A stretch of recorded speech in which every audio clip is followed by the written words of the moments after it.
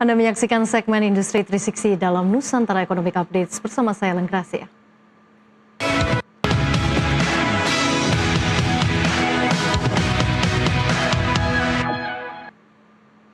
Pemirsa, biaya logistik masih menjadi salah satu tantangan besar perekonomian Indonesia. Pemerintah Indonesia menargetkan penurunan rasio biaya logistik nasional menjadi 12% terhadap PDB pada 2029 untuk meningkatkan daya saing dan menekan harga produk lokal agar lebih terjangkau di pasar domestik maupun global. Data Badan Perencanaan Pembangunan Nasional atau Bappenas menunjukkan biaya logistik nasional masih berada di level 14,29% dari produk domestik bruto. Jauh lebih tinggi dibandingkan rasio di negara-negara maju yang berada pada kisaran 8-10%. Digitalisasi logistik dan transportasi menjadi kunci untuk mencapai target tersebut. Mulai dari optimalisasi armada, efisiensi energi hingga transparansi rantai pasok berbasis data real time. Di tengah tantangan ini, sejumlah perusahaan teknologi mulai mengambil peran strategis, salah satunya Transtrek, perusahaan teknologi asal Indonesia yang berfokus pada optimalisasi operasi armada dan integrasi rantai pasok melalui pemanfaatan Internet of Things dan Artificial Intelligence. Sejak didirikan pada 2019, Transtrek telah beroperasi di Indonesia, Malaysia, Singapura, Australia, hingga memperluas eksplorasi pasar ke Timur Tengah.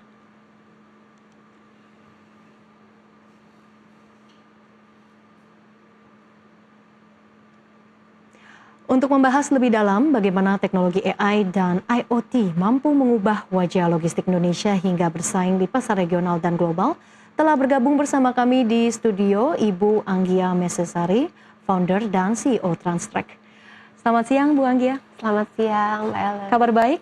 Baik, apa kabar juga? Baik, tentunya kini menarik sekali ya kalau kita berbicara terkait dengan digitalisasi, logistik dan juga transportasi yang memang menjadi salah satu kunci dalam peningkatan efisiensi bisnis. Dan Transtrek sebagai salah satu startup tech enabler di industri ini, saat ini melihat bagaimana landscape industri ini dan juga khususnya untuk region Asia Tenggara. Oke. Jadi kalau digitalisasi teknologi terkait di operasional logistik dan transportasi itu cukup fragmented ya Mbak. Iya. Jadi artinya di pasar global maupun khususnya di Asia Tenggara ini pemainnya cukup banyak, tapi biasanya parsial.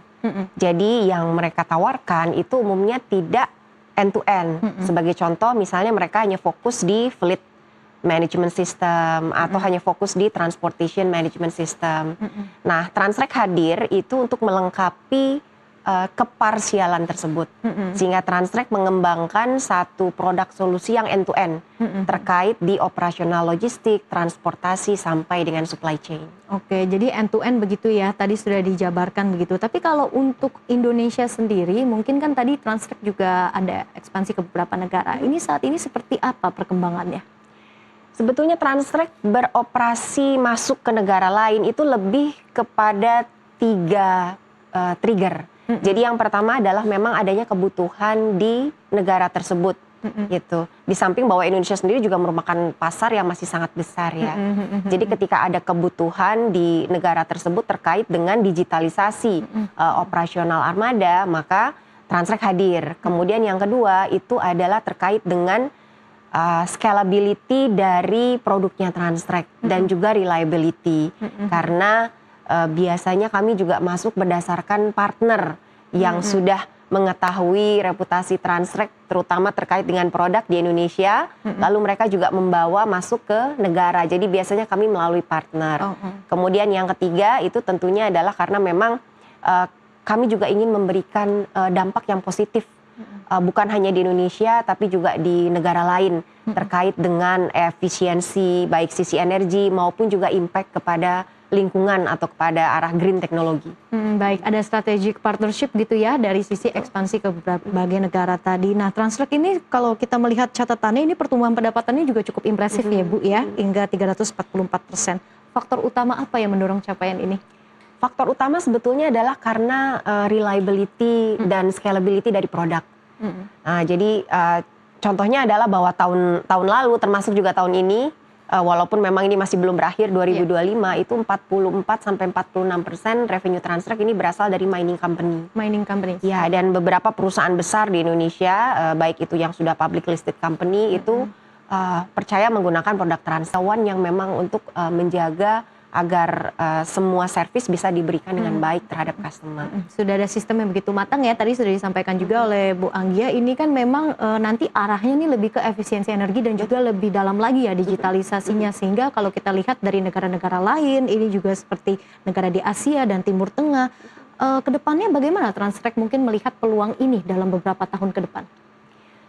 Transtrek melihat bahwa digitalisasi logistik, kemudian juga transportasi dan terutama safety ini penting sekali. Iya. Dan juga berdampak terhadap lingkungan kalau kita bicara efisiensi energi. Iya.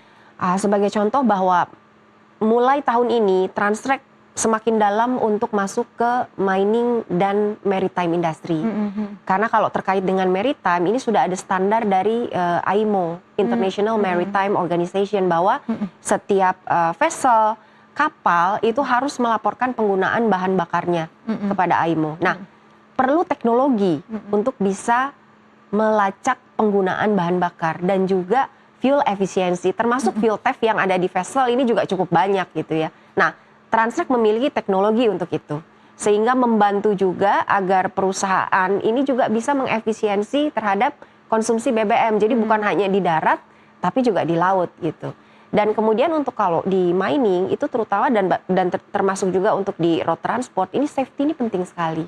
Itu. Jadi Transtrek juga menyediakan teknologi bagaimana bisa mendetek pada saat driver mengantuk, merokok, menggunakan handphone pada saat bekerja, karena kan truk mining otomatis juga yang dibawa muatannya kan tentunya sangat berharga ya. Nah, itu semua sudah bisa di-cover oleh teknologinya Transtrek. Oke, kita berbicara terkait dengan teknologi, tadi juga sudah banyak yang dijelaskan oleh Bu Anggia, ini kan memang menjadi core-nya dari Transtrek ya.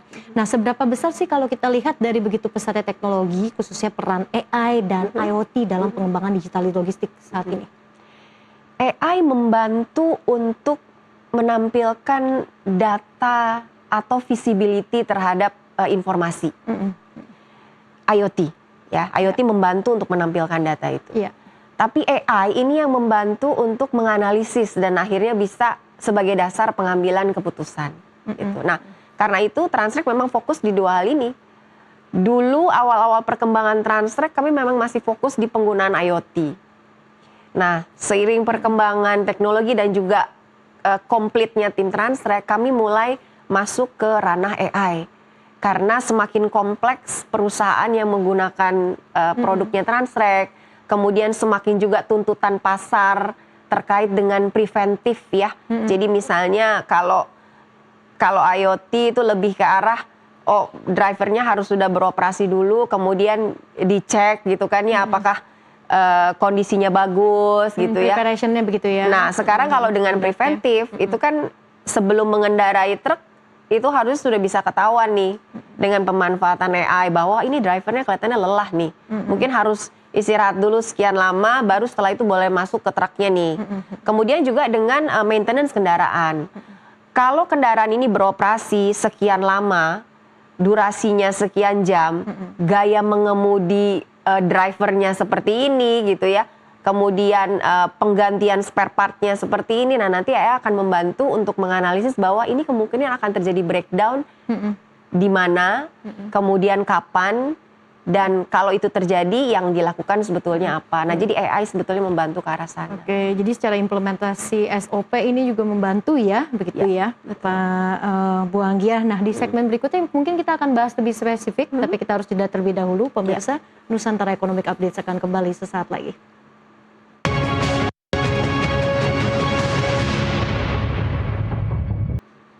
Anda kembali menyaksikan Nusantara Economic Updates dalam segmen Industri 360. Bu Anggia, kita lanjutkan kembali. Tadi sempat membahas terkait ekspansi ke negara-negara lain. Ini kan juga menarik kalau kita lihat kan setiap negara tentunya memiliki regulasi yang berbeda. Betul. Seperti apa mungkin dari transisinya, dari adaptasinya untuk Transtrek dalam proses ekspansi ke negara-negara tersebut?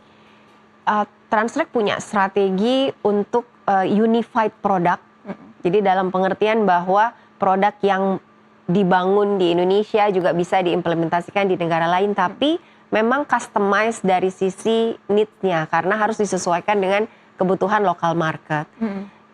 Contohnya ketika kami masuk ke Malaysia, di Indonesia yang paling banyak diserap produknya adalah terkait dengan fleet management system, driver management system, terkait dengan safety dan efisiensi. Tapi di Malaysia kami masuk justru melalui halal logistik. Halal logistik. Ya, betul. Jadi kami mengembangkan software tanpa ada keterlibatan dari alat IoT. Nah, karena ini memang ada kebutuhan di local market terkait dengan traceability untuk produk-produk yang halal di Malaysia. Nah, kemudian ketika kami masuk ke market yang lain, ini kami biasanya juga menyesuaikan dengan kebutuhan yang ada di lokal, dan yang tadi seperti saya sebutkan biasanya kami memang masuk awalnya melalui partnership sehingga kami bisa lebih tahu kebutuhan lokal market itu sebetulnya apa. Oke, baik. Transtrek juga mengembangkan halal logistik ya, tadi disebutkan oleh Bu Anggia. Nah, ini kan untuk menjaga rantai pasok halal ya, memang fokusnya. Nah, adakah tantangan utama tersendiri yang ada di mungkin dari halal logistik ini? Kalau di Malaysia memang mereka sudah memiliki aturan halal logistik sejak 2019. Jadi aturan mereka secara resmi dari pemerintah, SOP secara detail itu ada. Nah, halal logistik platform ini berbeda dengan sertifikasi halal. Yang biasanya memang mengatur kepada ingredient. Kemudian kalau terkait dengan daging adalah cara potongnya, cara prosesnya. Sedangkan halal logistik platform ini adalah memberikan traceability terhadap produk yang sudah sertifikasi halal untuk secara logistik supply chain-nya tidak tercampur dengan produk yang non halal. Jadi sebetulnya teknologi ini melengkapi aturan yang sudah ada di pemerintah Malaysia sejak 2019. Nah, di Indonesia sendiri tantangannya tentunya berbeda karena halal logistik aturannya itu memang harus ditetapkan dulu nih di Indonesia. Kemudian dijalankan secara bersama-sama sampai akhirnya Indonesia siap juga untuk menerapkan teknologi yang mendampingi dari aturan tersebut. Oke, berarti harus ada prosesnya begitu ya kalau di Indonesia sendiri ya. Nah, untuk memudahkan, mungkin memudahkan dari bisnis-bisnis seperti UMKM dan juga eksportir, apakah nantinya platform halal logistik ini juga akan terintegrasi dengan mungkin sertifikasi atau audit digital? Harusnya begitu. Harusnya begitu. Karena kalau di Indonesia memang kami belum bisa cerita banyak ya, karena memang belum dimulai. Tapi kalau di Malaysia memang kami integrasi dengan data dari Jakim. Jakim ini seperti MUI-nya lah di Indonesia yang memang memiliki mengeluarkan sertifikat untuk produk-produk halal. Nah, kami terintegrasi dengan sistemnya dari Jakim dan juga di sana ada halal HDC ya, Halal Development Corporation. Jadi tentunya ini harus terintegrasi dengan platform lain. Oke, mungkin kita bergeser ke salah satu sektor lain ya. Tadi kan juga banyak membahas terkait dengan sektor mining. Ini kan juga cukup sensitif juga ya dengan efisiensi sebenarnya kalau kita lihat memang. Nah, untuk di sektor mining sendiri adakah tantangan terbesar yang juga dialami dalam implementasi teknologi seperti ini? Tantangan terbesarnya yang pertama adalah di driver biasanya. Karena biasanya mereka bebas untuk melakukan apapun di dalam kendaraan, kali ini kan dipantau. Jadi biasanya kalau di mining ini kami punya produk yang namanya DMS, Driver Management System. Jadi kami menempatkan kamera yang fungsinya adalah mendeteksi behavior dari driver. Dan ketika melanggar aturan yang memang sudah ada di perusahaan mining, maka akan timbul alert.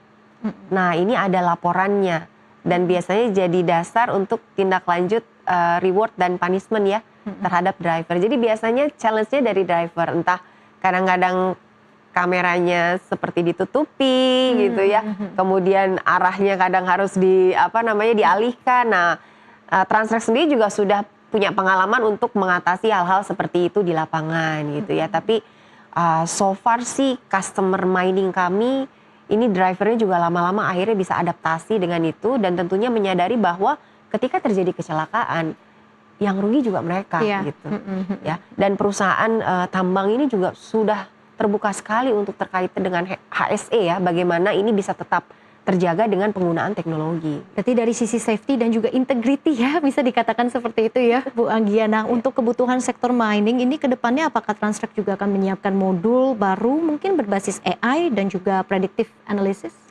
Ya, jadi memang kami saat ini masih terus mengembangkan produk Transtrek untuk melengkapi produk yang sudah ada di pasaran. Dan apalagi ada beberapa perusahaan mining tertentu yang juga mereka punya kebutuhan yang berbeda nih. Jadi tingkat kedalaman dari penggunaan teknologi ini ternyata lebih dibanding dengan perusahaan lain. Nah, kami terus berinovasi untuk melakukan hal tersebut. Karena itu Transtrek ada di Australia sebetulnya adalah bukan fokus pada komersial, tapi fokus kepada R&D. R&D. Iya, jadi Transtrek bekerja sama dengan satu universitas di Australia untuk melakukan R&D. Karena di Australia sendiri untuk penerapan contoh ya kayak over dimension, overload itu sudah dilakukan sejak 30 tahun yang lalu. Nah, di Indonesia kan baru mulai ya gitu. Nah, jadi kami sudah siapkan dulu teknologinya sehingga pada saat market Asia, market Indonesia sudah siap, teknologi kami juga sudah lebih siap. Menyesuaikan negara-negara seperti Australia yang udah lebih advance duluan begitu ya, harus lebih adaptif lagi begitu ya memang ya Bu Anggia. Nah, ini mungkin menariknya adalah berbicara terkait Qatar Expo 2025. Ini kan Transtrek juga ikut serta dan memperkenalkan teknologi seperti e-seal ya dan juga sistem monitoring kapal. Nah, sejauh ini seperti apa respon di sana? Ternyata menarik sekali ya responnya karena kebetulan peserta dari exhibition itu tidak ada yang seperti Transtrek.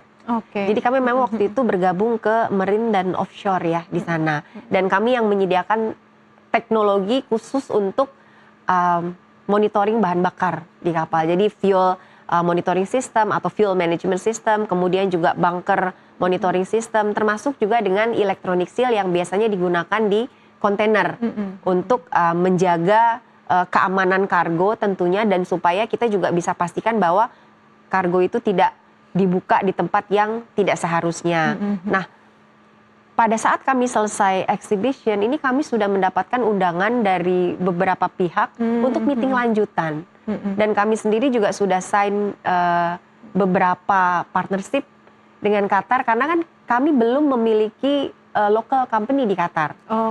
Tapi kerjasama dengan 3 partner saat ini untuk kami masuk mengikuti bidding di salah satu perusahaan energi paling besar di Qatar. Dan ini menarik dan challenging juga untuk kami ya. Tapi kami melihat bahwa maritime industry di Qatar ini sangat-sangat baik peluangnya untuk Transtrek. Ya, peluangnya begitu besar dan juga responnya juga begitu positif. Betul. Ya. Tadi Bu Anggia juga sudah sebutkan. Nah, sebetulnya untuk solusi electronic seal ini untuk sektor maritim, fitur apa yang membedakan? Jadi electronic seal ini sebetulnya sih secara umum bisa digunakan untuk bukan hanya di maritime tapi juga di logistik. Jadi intinya yang terkait dengan kontainer, kemudian juga truk yang memang butuh pengamanan lebih sehingga segelnya ini jangan kertas, tapi memang elektronik. Jadi seperti gembok gitu ya, dan besar kecilnya ini disesuaikan dengan kontainernya gitu ya, dengan boxnya. Nah, kelebihannya adalah Transtrek kebetulan terpilih satu dari masih kurang dari 10 provider yang secara official ditunjuk oleh Bea Cukai untuk memprovide electronic seal ini. Di Semarang kebetulan kami kemarin juga sudah menandatangani MOU dengan Bea Cukai, dan ini kebetulan hanya 2 vendor yang terpilih. Nah, kelebihan dari Transtrek tentunya adalah coverage area. Dibanding dengan yang lain, Transtrek jauh lebih banyak. Dan kami juga punya pool kecil ya yang memudahkan untuk distribusi dari e-seal gitu, dan yang terutama adalah customer service kami 24/7. Baik Bu Anggia, ini kan kita sudah memasuki akhir tahun. Kalau diketahui sendiri memang kan Transtrek ini juga biasanya juga menghadirkan fitur keselamatan untuk transportasi bus begitu ya? Iya, betul. Apa mungkin dan juga fokus dan harapannya ke depan melihat nanti tahun depan ini seperti apa perkembangannya? Tentunya harapan dari Transtrek adalah berkurangnya kecelakaan ya. Mungkin kalau sampai zero rasanya sulit gitu ya. Tapi dengan menggunakan teknologi Transtrek ini sudah bisa diantisipasi, sudah bisa berkurang. Karena apa? Dengan teknologi Transtrek kami bisa bantu perusahaan untuk monitoring perilaku mengemudi. Apakah speeding, harsh turning gitu ya. Kemudian juga apakah memang berhenti di tempat-tempat yang tidak seharusnya mengangkut penumpang atau memberhentikan penumpang gitu ya. Dan termasuk juga ada beberapa perusahaan bis yang sudah concern sekali menggunakan kamera. Sehingga bukan hanya ke driver tapi juga ke seluruhan cabin penumpang itu terdetek dan juga ke arah jalan raya. Sebetulnya ini juga membantu perusahaan apabila terjadi pelaporan terhadap pencurian di dalam cabin bis. Entah barangnya hilang dan lain-lain, ada komplain gitu ya. Nah itu bisa dicek kan dari historinya kamera gitu. Jadi ya tentunya itu yang diharapkan oleh Transtrek untuk meminimalisir segala kerugian yang terjadi ya, baik material maupun jiwa. Memaksimalkan keselamatan dan juga meminimalisir tadi angka kecelakaan ya, karena kita tahu memang di akhir tahun ini biasanya mobilitas juga meningkat gitu ya Bu Anggia. Terima kasih sekali lagi Bu Anggia Mesesari, founder dan CEO Transtrek sudah berbagi bersama kami, berdiskusi bagaimana potensi digitalisasi untuk sektor logistik dan juga transportasi di Nusantara Economic Updates pada siang ini. Sehat dan sukses selalu Bu Anggia. Sama-sama Mbak Ellen. Terima kasih juga. Dan pemirsa, dialog tadi juga sekaligus menjadi penutup perjumpaan kita pada hari ini. Ekonomi bukan sekedar angka, tapi nafas kehidupan kita semua. Dari pasar tradisional hingga industri digital, dari rakyat kecil hingga kebijakan besar, semua saling terhubung. Saya Ellen Gracia pamit undur diri. Sampai jumpa.